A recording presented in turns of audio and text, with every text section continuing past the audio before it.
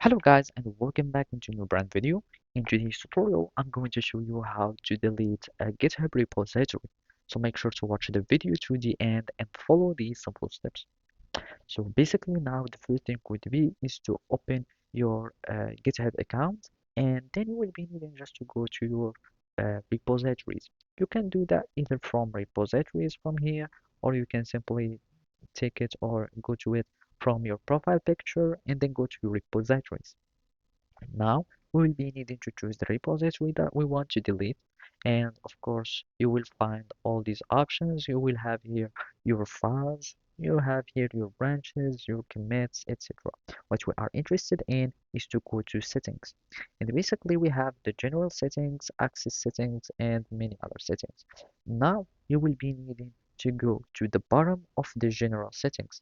So from here we will need us to go to the bottom, and basically we need to go to the danger zone.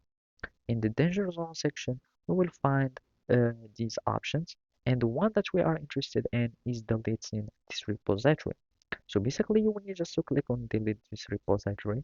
You will need to confirm, and now you will need to click on this one, and basically this is the last confirm, and you will need just to click on it and it will be deleted. And as you can see, this will permanently delete your repository and all the issues, comments, packages, and everything.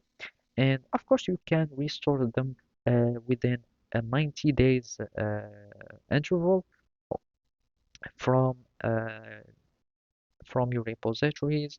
You can go after that, you go to repositories from here, and basically uh, you will need to go to settings, and from settings we will be needing to go to repositories, and basically we'll find them here.